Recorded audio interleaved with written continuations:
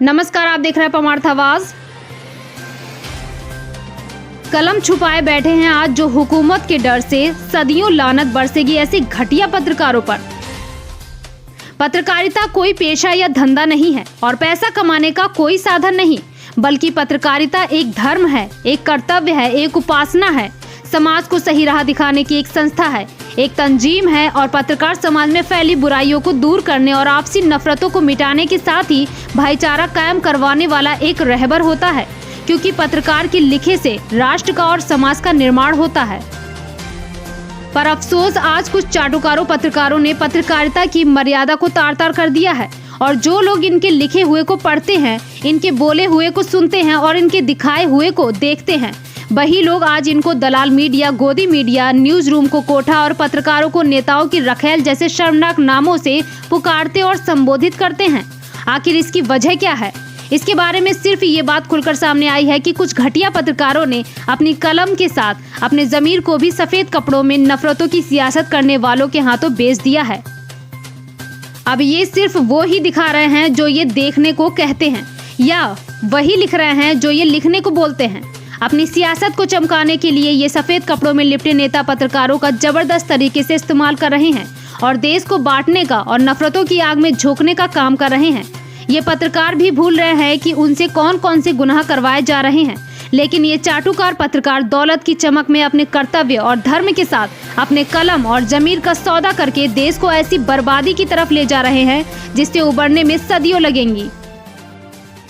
बड़े बड़े न्यूज चैनलों की डिबेट में सिवाय हिंदू मुस्लिम, मंदिर मस्जिद, नमाज पूजा और अजान आरती के सिवा कुछ नहीं होता।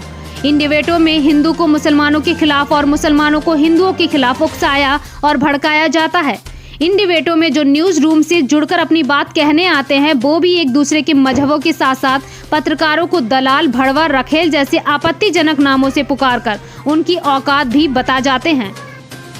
इसलिए पत्रकारों को चाहिए देश को तरक्की की राह पर ले जाने वाली डिबेट कराएं, अपनी कलम से देश के जो हालात हैं उन हालत से देश को निकालने के आलेख लिखें, अपनी राय बेहतरीन तरीके से निष्पक्ष होकर रखें, अर्थव्यवस्था, बेरोजगारी, बलात्कार, महंगाई, बिगड़ती कानून व्यवस्था पर डिबेट कराएं, अपनी कलमों के जरिए देश के ऐसे गंभीर मुद्दों को उठाएं और सरकार से सवाल करें।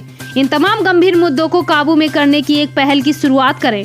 सरकार को इन मुद्दों को काबू में रखने के बेहतर सुझाव दे, अपनी राय रखें और जनता को इन तमाम बातों से रूबरू कराएं।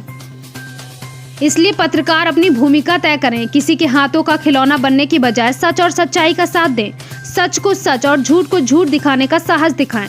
कोई दबंग या बाहुबली अगर जान से मारने की धमकी देता है तो देता रहे, बिल्कुल डरे नहीं, क्योंकि जान उस ऊपर बैठे रब की दी हुई है और जान लेने का हक और अधिकार उसी रब को है।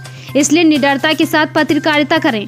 अगर पत्रकार होने के बाद भी हमारे मन में और दिल में डर होगा तो कोई भी ऐरा गैरा उठाए गिरा जिसकी समाज में और मोहल्ले में कोई वक़्त और कीमत नहीं है, जिसकी बात कोई ना सुनता है और ना करता है, वो भी पत्रकारों को धमकाकर चला जाएगा। इसलिए सच्चाई के साथ, निष्पक्ष और निडरता के साथ अपनी कलम का सही इस्तेमाल करें।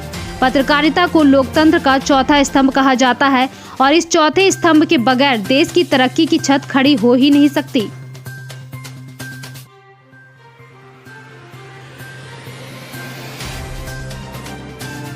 परमार्थ आवाज से जिला ब्यूरो चीफ अवधेश कुमार की कलम से।